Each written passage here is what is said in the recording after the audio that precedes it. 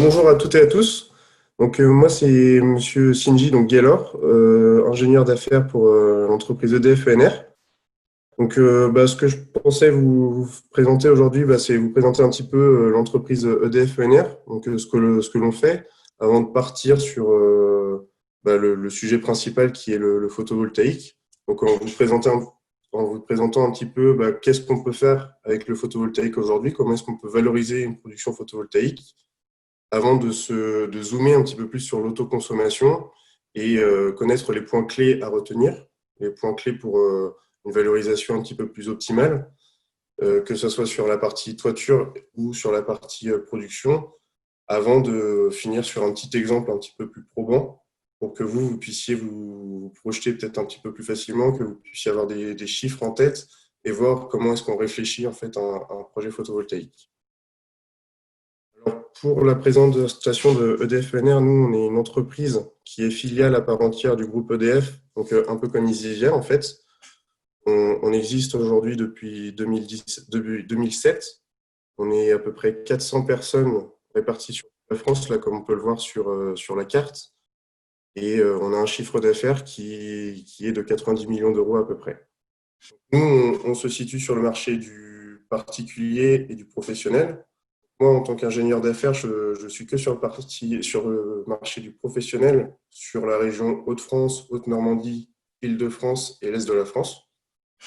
Et je me concentre vraiment sur la partie autoconsommation. Au niveau de EDF ENR, nous, on travaille vraiment sur toute la chaîne de valeur. Donc, que ce soit par le commencement sur tout ce qui va être recherche et développement, où là, on a une filiale qui s'appelle Photowatt, par exemple, où on travaille avec eux sur les nouvelles générations de panneaux photovoltaïques. On va aussi travailler sur tout ce qui va être stockage, par exemple. Donc, on essaie vraiment d'innover au maximum pour être toujours au top de la technologie. Après, on travaille sur l'offre, donc c'est là où moi j'interviens avec les techniciens et notre bureau d'études interne pour pouvoir créer un projet qui vous ressemble le mieux, un projet qui ait du sens et qui puisse correspondre à vos envies, à vos envies en règle générale. On fait aussi un suivi, une fois qu'on a trouvé en fait le projet, on fait un suivi administratif. Parce que dans le photovoltaïque, il faut savoir que l'administration est quelque chose de d'assez lourd. Un projet aujourd'hui photovoltaïque dure environ un an et la partie administrative prend à peu près 6 mois. Donc là, on va vous accompagner pour faire les démarches auprès des mairies, auprès des NEDIS ou auprès de la commission de régulation de l'énergie. Donc j'en parlerai un petit peu plus tard. Et après, on fait tout ce qui est maintenance et installation de tout type de projet photovoltaïque, que ce soit sur nos projets à nous pour la maintenance ou que ce soit sur des projets déjà existants. Voilà. Et au niveau des solutions qu'on propose, c'est ce que je vous disais tout à l'heure, on travaille sur le marché du particulier, sur le marché des promoteurs, constructeurs de bâtiments, lotissements, et des professionnels où là, on va retrouver les industriels, le tertiaire, les agriculteurs. Donc ça, c'est pour la partie EDF ENR. Maintenant, au niveau du photovoltaïque, je pense il y a deux solutions et je pense que la solution qui est la plus connue aujourd'hui, ça reste quand même la vente de l'énergie parce que c'est quelque chose qu'on a connu, qu'on a le plus connu jusqu'à aujourd'hui. Et j'ai essayé de simplifier un petit peu la réglementation dans le photovoltaïque en un schéma assez simple. Donc la partie vente, en fait, ça se passe en deux temps. Il y a un tarif régulé qui est proposé à la vente pour des puissances qui ne dépassent pas les 100 kW watts crête. Donc ça, c'est la puissance photovoltaïque installée, ce qui représente à peu près entre 600 mètres carrés et 1000 mètres carrés de toiture. Donc ces 600 mètres carrés de toiture en fait efficient. Donc quand je dis efficient, c'est vraiment sans ombre, sans obstacle. Et généralement sur une toiture par exemple d'industriel ou tertiaire, on va prendre 1000 mètres carrés parce qu'il y a toujours des petits obstacles. Donc on préfère prendre 60% de cette surface, ce qui correspond à peu près à 100 kg. Donc là, la vente, elle se fait par tarif régulé. Quand on dépasse cette puissance-là, on va tomber dans un système qu'on appelle d'appel d'offres creux. Donc là, c'est un appel d'offres inversé que l'on va faire auprès de la Commission de régulation de l'énergie, où là, en fait, on va demander à la Commission de régulation d'énergie un tarif d'achat de notre production. Donc là, c'est vraiment, nous, on est là pour vous accompagner sur cette démarche-là, parce qu'il faut faire en fait une étude de marché afin de savoir quel prix demander. Parce qu'il faut savoir qu'on est en concurrence avec tous les projets en fait, de France. Donc, il ne faut pas qu'on demande un prix qui soit trop haut et auquel cas on va être exclu de l'appel d'offres, ni trop bas, auquel cas la rentabilité économique n'est pas intéressante. Pour la partie autoconsommation, on est sur le même système, sauf que là, quand on est sur le tarif réglementé, c'est ce qu'on appelle de la vente de surplus. Donc, c'est-à-dire que quand vous avez par exemple 100 kW de puissance, vous allez produire peut-être 100 kWh, mais vous allez autoconsommer peut-être que 50%. Donc, c'est-à-dire que sur ces 50% qui restants, c'est de la perte. Mais là, dans ce cas-là, on va l'autoconsommer, on va le vendre à un tarif régulé qui est donné en fait par l'État, tout simplement. Et lorsqu'on dépasse ces 100 kg, on tombe encore une fois sur un système d'appel d'offres, mais cette fois-ci pas pour de la vente de surplus, mais plutôt pour une bonification de l'énergie qu'on a autoconsommée. Donc, pour être un petit peu plus clair, c'est en gros, vous, aujourd'hui, vous allez payer peut-être 100 euros du mégawatt-heure. Et donc, ça veut dire qu'un mégawattheure autoconsommé va vous faire économiser 100 euros. Et avec cet appel d'offres-là, en fait, vous n'allez pas économiser 100 euros, mais peut-être 125 euros ou 115. Ça va dépendre en fait de notre demande, encore une fois. Donc ça, c'est pour le fonctionnement du photovoltaïque et sur l'autoconsommation et la vente. Maintenant, on va se rapprocher sur l'autoconsommation parce que c'est ce qui nous est amené ici aujourd'hui. Donc pour la partie autoconsommation, il y a deux points très importants à retenir. C'est le taux d'autoconsommation et le taux de couverture. Donc le taux d'autoconsommation, en gros, c'est la production photovoltaïque. Qu'est-ce que vous allez autoconsommer? Donc par exemple, vous allez produire 100 kWh et vous allez autoconsommer que 80 kWh sur place. Donc c'est-à-dire que vous avez un taux d'autoconsommation de 80% et une perte de 20% pour le coup. Donc là, le but, c'est de nous de faire en sorte que votre projet se rapproche des 100%, parce que autrement, ça voudrait dire que vous avez une installation qui est surdimensionnée par rapport à vos besoins et il n'y a pas forcément d'intérêt. Et l'autre point important, c'est le taux de couverture. Donc là, c'est ce que représente la partie autoconsommée sur votre consommation globale. Donc en gros, si vous autoconsommez 100 kWh de production photovoltaïque et que vous autoconsommez je vais dire 1000, et ça vous fait par exemple un taux de couverture de 10%. Donc là, nous, notre but ici, quand on fait un projet en autoconsommation, c'est de trouver le bon équilibre en fait entre le taux de couverture qui représente vos économies, donc la valeur de vos financières, on va dire, et de se rapprocher du 100% pour le taux d'autoconsommation pour ne pas avoir un projet qui n'ait pas de sens. Donc là, c'est vraiment trouver le bon équilibre. Donc, je vais vous expliquer un petit peu plus tard comment est-ce qu'on fait. Pendant l'exemple, ça sera peut-être un petit peu plus clair pour vous. Et avant, j'aimerais revenir sur les points clés des toitures, parce que c'est quelque chose qui est assez important et c'est quelque chose qui peut mettre en péril un projet photovoltaïque aujourd'hui, notamment sur les projets qui vont être existants. Parce qu'il faut savoir aujourd'hui que 90% des toitures de bâtiments aujourd'hui ne sont pas PV ready, donc ne peuvent pas en fait une installation photovoltaïque sans faire de travaux. Pour moi, il y a 3 points qui sont vraiment très importants sur une toiture. C'est, dans un premier temps, que la toiture soit en capacité de prendre une charge de 20 kg par mètre carré. Donc, si on est sur une toiture, si on est sur un bâtiment existant, ce qu'on va faire, c'est qu'on va dimensionner la charpente pour qu'elle puisse résister à ces 20 kg mètre carré. Et si on est sur un projet existant, soit vous avez tout ce qui est calcul de descente de charge si le bâtiment n'est pas trop ancien, auquel cas on a juste à reprendre et vérifier que la charpente est en capacité de soutenir ces 20 kg. Ou si on n'a pas ces documents-là, on est obligé de faire passer une entreprise indépendante qui va venir faire les tests et va venir déterminer en fait la charge admissible par la toiture. Donc ça, c'est le point vraiment premier. Si la toiture n'est pas en capacité de recevoir ces 20 kg, généralement, ça engendre des surcoûts dus au fait qu'il va falloir faire des renforcements de charpente, par exemple. l'autre point qu'on va retrouver le plus régulièrement, sur les toitures terrasses notamment, c'est la partie isolant. Parce qu'il faut savoir que dans une toiture terrasse, on a souvent un bac acier, un isolant, une étanchéité.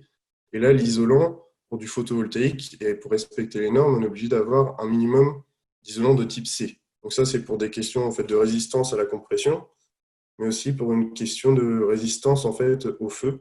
Donc ça, c'est les questions qui ont été vues avec le SDIS. Donc c'est vraiment le type C, c'est vraiment le minimum de l'isolant. Donc si vous n'avez pas aujourd'hui d'isolant sur une toiture résistance de type C, encore une fois, il faudra faire des travaux pour pour pouvoir mettre en fait un isolant qui correspond aux besoins photovoltaïques. Et après, le troisième point, le plus important et le plus logique, j'ai envie de dire, c'est vraiment l'orientation de la toiture. Si on est sur des toitures inclinées, on ne va pas aller mettre du photovoltaïque sur une toiture qui a un versant nord. Nous, on va se concentrer sur les toitures qui sont orientées sur le sud au maximum. Quand on est sur des toitures terrasses, donc des toitures plates, là, on a plusieurs solutions. Donc, soit on met les panneaux à plat, soit on met les panneaux un petit peu inclinés, comme on peut le voir là sur la petite image à côté, où c'est juste notre structure en fait, qui va permettre d'incliner les panneaux à un certain degré. Donc ça, c'est une étude technique là, qui est à faire en fonction de chaque cas. Donc ça, c'était vraiment les 3 points importants. Et le quatrième point qui a aussi son importance, c'est d'avoir une étanchéité qui soit compatible avec du photovoltaïque, avec les systèmes d'intégration. Donc quand on est sur du neuf, ça ne pose jamais de problème parce qu'on donne les bonnes informations. Par contre, quand on est sur de l'ancien, généralement, il faut toujours changer l'étanchéité, à part si c'est une toiture qui est assez récente et qui a été dimensionnée pour recevoir du PV. Mais il faut prévoir une étanchéité bitume ou PVC compatible. Donc là, c'est encore une fois du cas par cas. Donc j'espère que j'ai été assez clair de ce côté-là. Il ne faudra pas hésiter à me poser des questions si vous voulez plus d'explications. Donc là, je vais passer sur l'exemple. Donc là, c'est un exemple d'industriel. Je sais que ce n'est pas forcément le cas de tout le monde, mais la logique reste la même. Donc là, c'était une entreprise en fait, qui effectuait de la fabrication de carton, qui avait une toiture qui avait plus de 10 ans d'âge et qui avait vraiment besoin en fait, d'améliorer son image auprès de ses clients, afin de gagner de nouveaux marchés, montrer qu'ils étaient là qu'ils étaient en capacité de respecter l'environnement, de faire moins de gaz à effet de serre. Donc, et aussi pour un besoin de réglementation afin d'obtenir certains ISO comme l'ISO 14001 ou 50001. Donc ici, sur ce projet, en fait, on a installé 406 modules. On va installer 406 modules, ce qui représente dans la région nord, parce que c'était dans le nord, 133 MWh de production annuelle. Donc ça a été déterminé en fait en faisant une comparaison entre la production photovoltaïque et sa consommation. Donc ce qu'on a fait, c'est qu'en fait, on a demandé auprès d'Enedis les points 10 minutes de consommation du bâtiment. Donc les points 10 minutes, c'est une image toutes les 10 minutes de la consommation du bâtiment sur un an. Ça nous permet de voir comment le bâtiment en fait, se comporte et de savoir qu'est-ce qu'on va pouvoir mettre en termes de capacité photovoltaïque pour que ça soit intéressant. Et ici, on peut voir là que par exemple sur le mois d'août, il ferme sur une période de 3 semaines en fait à peu près, ce qui met un petit peu le projet en péril parce qu'on va diminuer le taux de couverture et on va diminuer aussi le taux d'autoconsommation. Parce que forcément, il n'y a pas de consommation pendant un mois, donc il y a des choses l'électricité qui est produite, c'est l'électricité perdue, et que pour ce cas-là, on ne pouvait pas revaloriser. Donc c'est comme ça en fait qu'on détermine la bonne puissance. Parfois, en fait, on a des projets où ils vont avoir un talon de consommation qui est constant sur toute l'année. Et là, ce qu'on fait, c'est qu'on peut, par exemple, augmenter la puissance photovoltaïque et faire en sorte que 100% de l'électricité produite soit autoconsommée sur le site. Et on arrive à ce moment-là sur des taux qui oscillent entre 10 et 20% de taux de couverture. Là, pour vous donner un petit peu un ordre d'idée sur les... Donc là, on était dans le Nord, donc ils ne sont pas passés par le système d'appel d'offres creux, ils sont passés par un système de subvention en fait, qui est spécifique à la région Nord. Ça revient au même, on va dire, au final. mais ils ont une subvention qui leur a permis de diminuer les coûts directs sur le photovoltaïque. Ils n'ont pas eu de bonification de leur électricité, mais on reste sur des chiffres qui restent cohérents quand même avec la moyenne des projets. Donc ici, ils payaient 92 euros au mégawattheure. Donc ça, c'est une condition aussi importante. Si aujourd'hui, vous payez par exemple 60 euros du mégawatt, ben, un projet photovoltaïque en autoconsommation aura moins de sens dans le sens où vous allez avoir un temps de retour qui est très long, en fait, qui va avoisiner les 18 ans de temps de retour. Donc, il n'y a pas forcément d'intérêt si c'est vraiment que financier. Il va y avoir un intérêt s'il y a besoin d'avoir une image ou autre. Mais plus votre coût d'achat de l'électricité est important, moins votre temps de retour sera long, en fait. Et en fonction des projets, ben nous, on peut vous apporter des solutions aussi différentes, que ce soit sur la partie location-vente ou sur la partie tiers investisseur. Ça, c'est des accompagnements qu'on peut faire. Donc, c'est quelque chose qu'on essaye on vous accompagne au mieux sur ces projets. Mais il faut quand même avoir en tête qu'un projet photovoltaïque aujourd'hui a une moyenne de temps de retour dans le Nord ou sur l'Île-de-France de 10 à 15 ans. C'est pas comme une machine ou comme une voiture, les temps de retour sont quand même plus longs. Donc voilà, bah, je pense avoir fait le tour un petit peu du sujet. J'ai j'ai été assez vite parce que le temps est assez court. Je pense que ça demande un petit peu plus de temps pour avoir une explication un petit peu plus pointue. Mais bah, n'hésitez pas à me poser des questions si besoin. Voilà, merci Gaylor. Je reviens à côté de toi. On va arrêter le partage. euh, voilà, j'ai arrêté. Comme ça, on se voit en grand sur l'écran. Juste quelques questions. Alors, il y a des, il y a une ou deux questions qui sont arrivées à droite et à gauche. Juste, tu précisais l'isolant de type C. C'est quoi un isolant de type C? Bah, c'est juste un isolant qui a une certaine résistance à la compressibilité, au poids qu'on va mettre dessus. Généralement, c'est prévu sur des toitures qui vont être amenées à avoir de la maintenance. Ouais, C'est juste un type d'isolant en fait qu'on va retrouver sur les toitures terrasses la plupart du temps. ouais. Est-ce que c'est la majorité des isolants? Non, c'est pas la majorité des isolants. Souvent sur des toitures qui n'ont pas, par exemple, de groupe froid ou pas de climatisation, ce genre de choses sur la toiture. Et ben, on va se retrouver avec des isolants de type A. Donc en fait, c'est juste des isolants qui n'ont pas besoin d'avoir une résistance à la compressibilité. Hmm. Est-ce qu'on a du coup des solutions quand j'ai pas un isolant de type C, donc je veux installer du photovoltaïque sur ma toiture? Quelle est la solution? Il faut que je mette des chemins pour marcher, c'est ça? Non, parce que c'est ce que je disais tout à l'heure, il y a aussi une question de résistance au feu en fait. Ah oui. Et qui va intervenir. Donc, c'est vraiment une condition sine qua non. On est vraiment obligé d'avoir un isolant de type C pour pouvoir faire du photovoltaïque. Je voulais revenir sur la solution que tu as abordée tout à l'heure, sur la solution tiers investisseur. Est-ce qu'on peut préciser le fonctionnement d'une solution tiers investisseur? Donc, c'est qu'il y a quelqu'un d'autre qui Oui, investit à la place du client, hein, c'est ça? c'est ça. Ben, en fait, c'est nous qui allons investir pour le client. Mhm. Généralement, ça se fait que pour la partie vente. On ne le fait pas sur l'autoconsommation et nous, on le fait à partir de 10 000 mètres carrés de toiture, ce qui représente à peu près 1 mégawatt.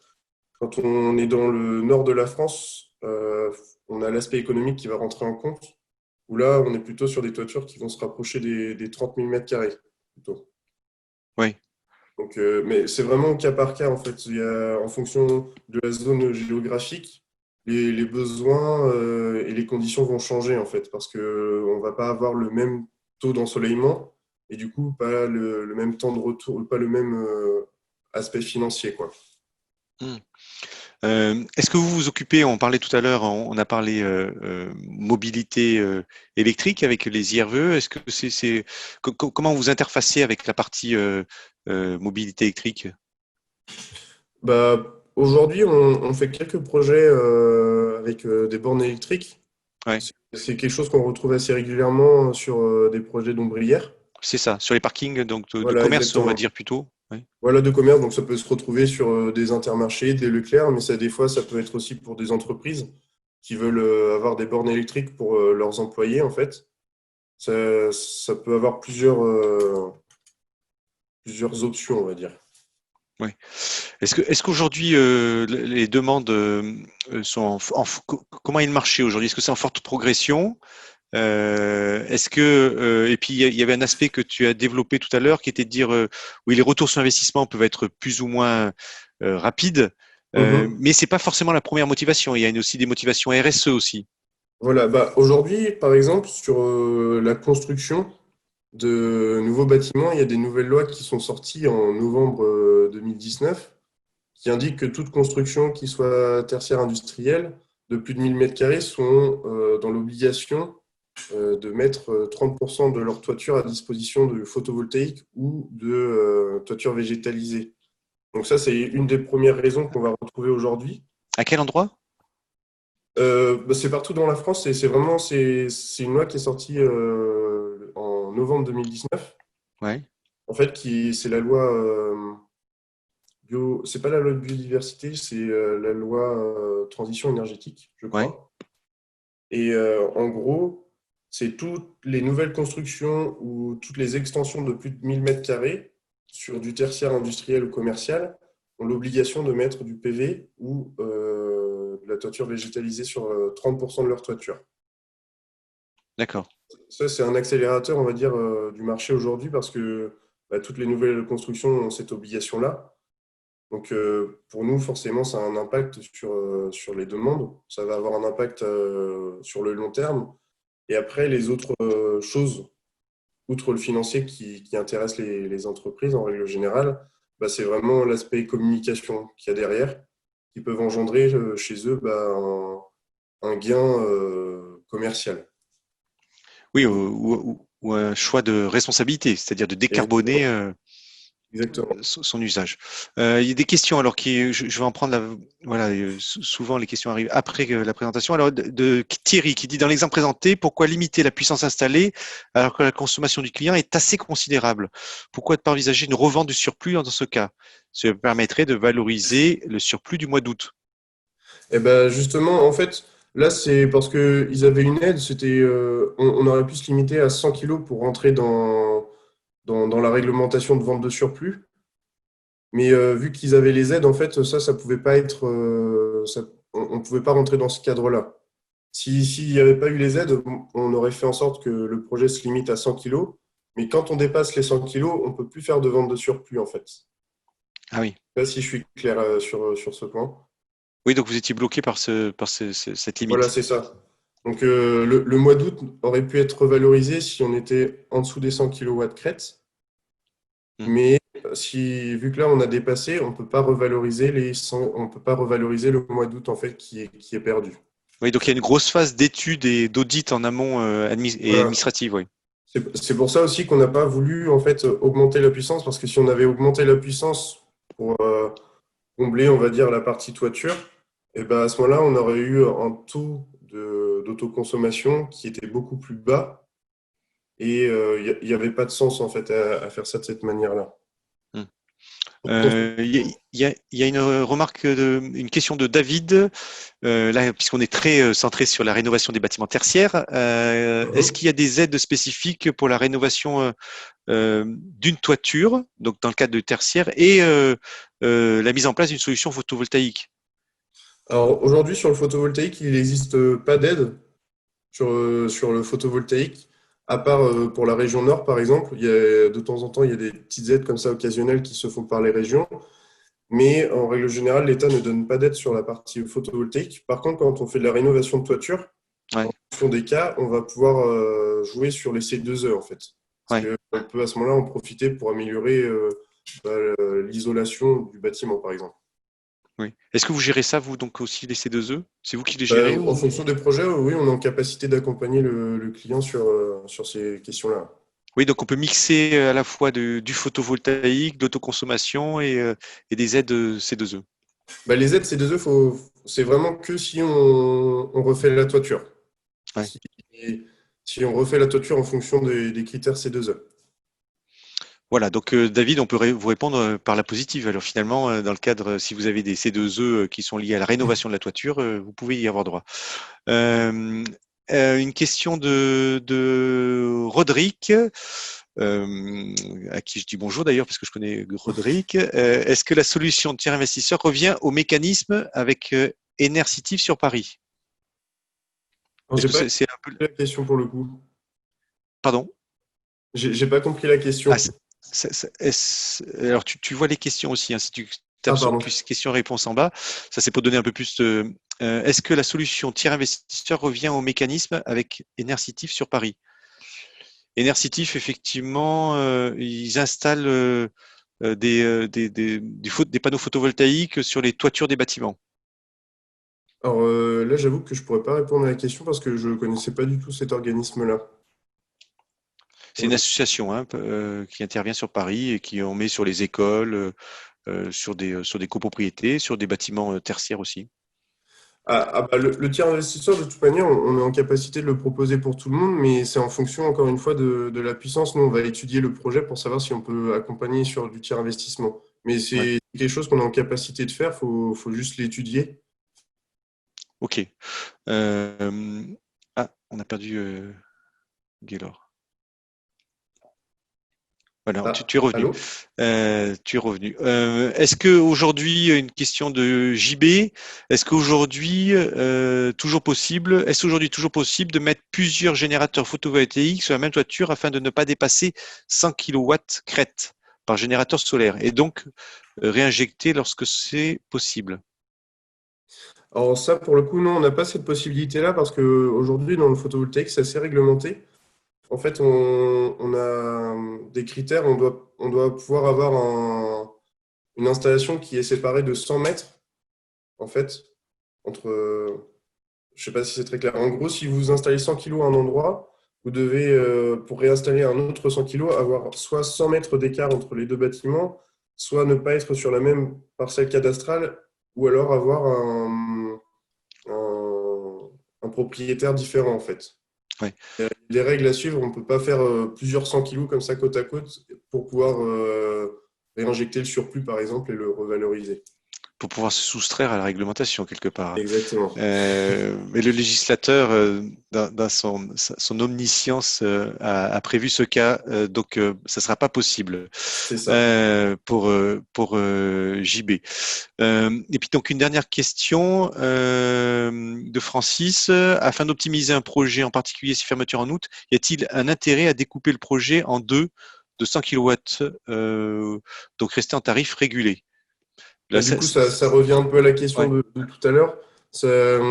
Si vous avez un très grand site et que ils sont à plus de 100 mètres d'écart, ça, il n'y a pas de souci. Mais si c'est vraiment côte à côte, non, c'est pas quelque chose qu'on peut faire. On peut Oui, pas on peut imaginer que ça peut marcher sur des sites industriels sur lesquels il y a…